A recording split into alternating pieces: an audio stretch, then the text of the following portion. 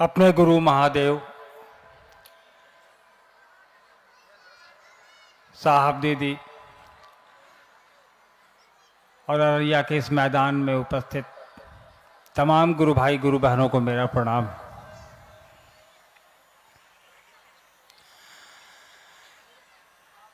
उद्घोषक महोदय ने कहा, भारतीय संस्कृति में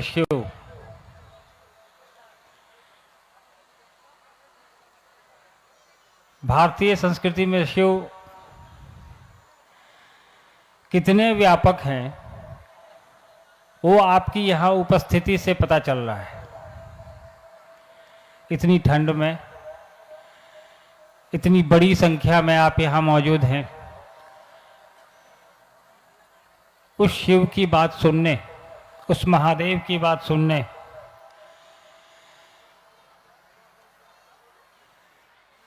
जो हजारों साल से हमारे आपके घरों में पूजित है, जिनकी पूजा होती आ रही है हजारों वर्षों से पूरी सृष्टि में,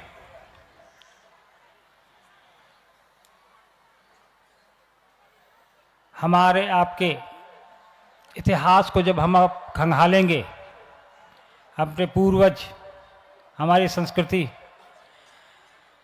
हमारी सभ्यता, जब इतिहास पढ़ेंगे हम और आप, तो पाएंगे कि शिव का इतिहास, उस महादेव का इतिहास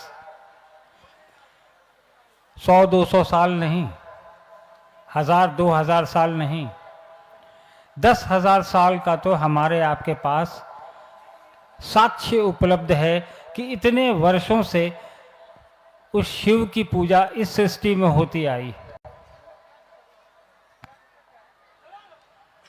जितने भी आप पुस्तक पढ़ेंगे, पुराण पढ़ेंगे, वेद पढ़ेंगे, उसमें शिव के विभिन्न स्वरूपों की विभिन्न काल में चर्चा है।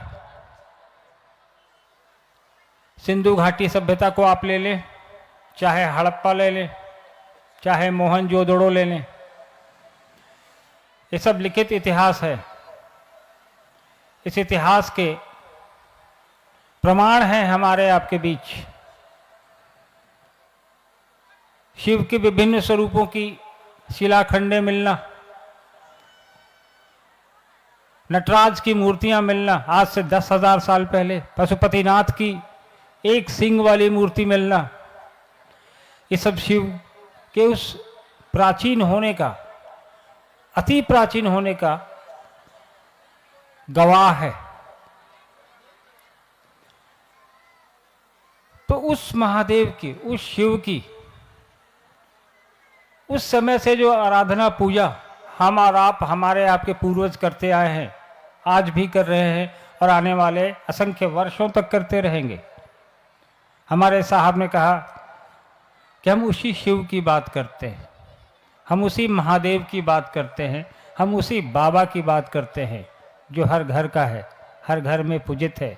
हमारे आपके हर के घर के मंदिर में, शिवालय में शिवलिंग है, उनकी तस्वीरें हैं और आज से नहीं हैं। पहले के ज़माने में जब इतिहास हमारे आपके पूर्वजों ने लिखा, उन्होंने कुछ पाया, उन्होंने कुछ देखा, उन्होंने कुछ महसूस किया, तभी लिखा है और प्रमाण के साथ लिखा है, सबूत के साथ लिखा है।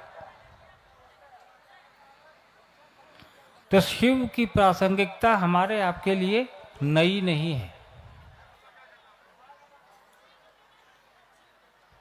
हर काल में अलग अलग वेद लिखे गए।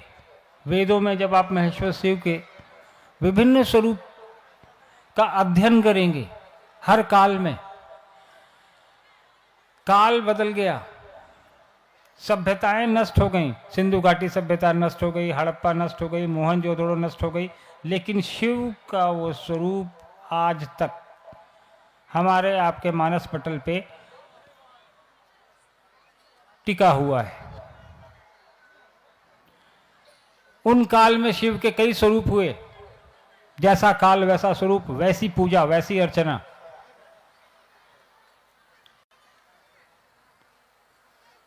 किसी काल में कृषि प्रधान था ये, उस समय कृषि की प्रधानता थी, जानवरों की प्रधानता थी, तो शिव को पशुपतिनाथ भी कहा गया।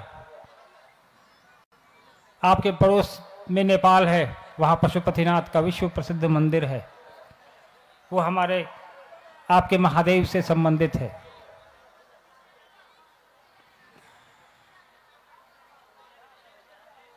शिव के कई स्वरूप हैं। आजकल अभी हमारे आपके इस दौर में जो महादेव का स्वरूप जिसकी हम और आप पूजा करते आए हैं, अभी कर रहे हैं, और इस कालखंड में शिव के इस स्वरूप को जो अभी हमारे आपके बीच प्रचलित है, वो शिव जो शिवालयों में हम और आप मानते हैं, घर को मंदिरों में मानते हैं, शिवलिंग में मानते हैं, तस्वीरों में मानते हैं, तस्वीरें जिस किसी ने भी बनाई, हम और आप वही मानते हैं कि शिव ऐसे ही होंगे, ऐसे ही दिखते होंगे। पुस्तकों ने जो शिव का आचरण लिख दिया, शिव का व्यवहार लिख दिया, हम और आप वही मानते हैं। हमारे आपके बीच शिव के इतने स्वरूपों को आज तक विभिन्न माध्यमों से रखा गया, लेकिन एक इस कालखंड में साहब श्री हरिंद्रानंद जी ने शिव का वो स्वरूप हमारे आपके बीच लाकर रखा जो आज तक किसी ने नहीं रखा, किसी काल में नहीं रखा, किसी समय में नहीं रखा, किसी ने नहीं रखा। वो है शिव का जगत गुरु होना। शिव के जगत गुरु होने की जानकारी हमको आपको पहले थी, वो पुस्तकों तक थी, पुस्तकों के माध्यम से थी, लेकिन वो हमारे आपके दैनिक जीवन में शिव का गुरु स्वरूप उतर नहीं पाया, या यूं कहें कि हमको आपको किसी ने बताया ही नहीं कि शिव गुरु का भी काम करते हैं। साहब ने अपने दैनिक जीवन में, सांसारिक जीवन में 30-35 साल सरकारी नौकरी की, उसके पहले बचपन से स्कूल से श्मशान साधनाएं की, पूजा की, तंत्र साधना की, चमत्कार सीखे, बहुत सारी ऐसी क्रियाएं की श्मशान की जो चमत्कार सीखने के लिए काफ़ी है। लेकिन कालांतर में, जब आपको पता होगा, जो भी जिन्होंने भी साहब के बारे में सुना है पूर्व में, कि साहब ने कालांतर में इन चीज़ों के बाद शिव को अपना गुरु बनाया। शिव को गुरु बनाने के उपरांत जो 3 सूत्र साहब को मिले, वो साहब ने हमको आपको दिया। साहब ने कहा कि हम वही कह रहे हैं जो किताबों में लिखा है, लेकिन किताबों में ये नहीं लिखा कि वो आम जनमानस के भी गुरु हो सकते हैं। उनके 112 शिष्य हुए, हमने अपने किताबों में पढ़ा है, शिव पुराण में लिखा है, उनके नाम भी लिखे हैं, उनके प्रशिष्यों के भी नाम हैं, लेकिन वो हमारे आपके तक नहीं पहुंचा पाए शिव के वो स्वरूप को जिसकी आवश्यकता आज के इस युग में या कभी किसी भी युग में सबसे अधिक रही है मानव जीवन में। वो है आध्यात्मिक रूप से किसी का शिष्य होना। साहब ने कहा कि जब हमारे पास महादेव जगत गुरु के रूप में उपलब्ध है, और आज से नहीं है, हजारों साल से वो महादेव हमारे आपके की संस्कृति में घुला मिला है, हमारे आपकी संस्कृति में बैठा है आके, और वो ये काम भी करता है, गुरु का काम करता है। उनसे बड़ा गुरु कोई नहीं है। जगत गुरु लिखा है भाई, सब जगह लोग लिखा है, जान रहे हैं, लेकिन फिर मान क्यों नहीं रहे हैं? साहब ने शिव को जगत गुरु के रूप में हमारे आपके दिलो दिमाग में स्थापित करने के लिए अपने जीवन का तमाम समय, अपनी तमाम ऊर्जा हमारे आपके बीच उन्होंने लगाई। हर कदम पे दीदी ने उनका साथ दिया, और आज देखिए शिव का गुरु स्वरूप कितना व्यापक है कि आज पूरे देश में जहाँ कहीं भी हम लोग जाते हैं, इस देश का कोई एक ऐसा जिला नहीं है जहाँ पे शिव के शिष्य हमको आपको न मिले। इसके पीछे कारण एक और है कि महादेव ही एकमात्र ऐसा भगवान है जो सृष्टि के हर एक क्षेत्र में पूजित है। कई एक भगवानों को हम लोग देखेंगे कि कोई एक विशेष क्षेत्र में जिनकी पूजा होती है, किसी की किसी विशेष क्षेत्र में पूजा होती है, लेकिन शिव ही एकमात्र ऐसे देवता हैं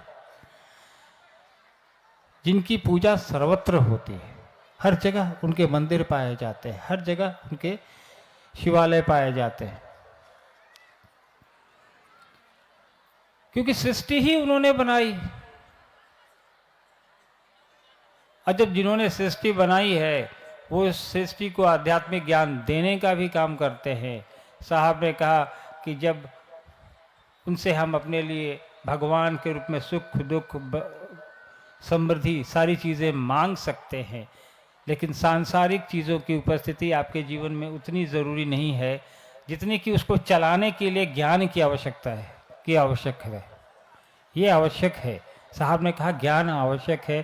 ज्ञान सांसारिकता में बचपन में हमारे माता पिता आपको दे सकते हैं, स्कूल में सांसारिक ज्ञान शिक्षक दे सकते हैं, कॉलेज में प्रोफेसर दे सकते हैं, लेकिन आध्यात्मिक ज्ञान तो कोई गुरु ही देगा जो आध्यात्म की जगत पे गुरु का काम करता हो। साहब ने कहा कि अध्यात्म में शिव से बड़ा गुरु कौन हो सकता है। साहब ने कहा पुट टू टेस्ट एंड जज बाय रिजल्ट, मतलब प्रयास करके देखिए, वो काम करके देखिए जो हमने बताया है, उसके बाद उससे आने वाले प्रतिफल से उसका आकलन करिए कि ये गुरु काम करता है कि नहीं।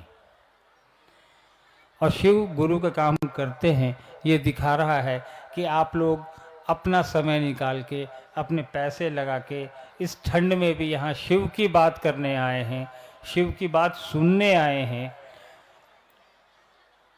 ये बताता है कि शिव का गुरु स्वरूप हमारे आपके लिए मन में कितना प्रभाव डालता है। तो आवश्यकता है साहब दीदी के बताए 3 सूत्र पर अडिग रहने की, उस पर चलने की, उस पर लोगों को चलाने का प्रयास करने की। साहब ने कहा 3 सूत्र में एक सूत्र ये भी है कि लोगों को बताओ कि शिव गुरु का काम करते हैं। तुम भी मान लो भैया, हमने भी माना है। हमने कभी सोचा है कि साहब ने 3 सूत्र दिए हैं, इसमें 2 सूत्र जो है वो हम लोग अपने लिए करते हैं। दया की याचना अपने लिए करते हैं, प्रणाम अपने लिए करते हैं। एक ही काम ऐसा है जो हम जन कल्याण के लिए करते हैं, उसमें भी अपना कल्याण निहित है, वो है लोगों को शिव के गुरु स्वरूप से जोड़ने के निमित्त जागरूक करना, यानी लोगों को बताना कि शिव गुरु है, आप भी इनसे जुड़ जाइए। चलिए, हम बहुत ज़्यादा समय नहीं लेंगे, समय का अभाव भी है, आप लोग काफ़ी बड़ी संख्या में यहाँ उपस्थित हैं। इतना हम लोग आप लोगों से अनुरोध करेंगे कि कार्यक्रम अभी चलेगा। बरखा दीदी आई हैं आपके बीच, जहाँ हैं आप वहाँ शांति से बैठें। कार्यक्रम अभी आपके अनुसार चलेगा, आप सुनने आए हैं, सुनने की मानसिकता में हम और आप आ जाएं। और वैसे भी शिव का चेला, महादेव का चेला, कहा जाता है गुरु अपने चेला को अपने जैसा बनाता है। तो शिव का शिष्य शिव के जैसा आचरण करेगा, शिव के जैसा व्यवहार करेगा। साहब ने कई दफ़े चर्चाओं में कहा है, जिसने भी सुना होगा, कि शिव के शिष्य लाखों की संख्या में आएंगे और कहीं से गुजर जाएंगे, लोगों को खबर तक नहीं होगी कि लोग आए थे और लोग चले भी गए। तो हम लोगों को भी साहब की बातों का अनुसरण करना चाहिए, शिव के शिष्यों का आचरण शिव के अनुरूप होना चाहिए, ताकि हमारे आपके आचरण से और भी लोग शिव के स्वरूप की ओर आकर्षित हो, कहें कि अरे शिव का शिष्य ऐसा होता है, और होना भी ऐसा ही चाहिए। चलिए, मुझको अनुमति दीजिए, इजाज़त दीजिए, इस उम्मीद के साथ कि फिर कभी मुलाकात हो तो इससे बड़े मैदान में हो। आप सभी को मेरा प्रणाम है। धन्यवाद।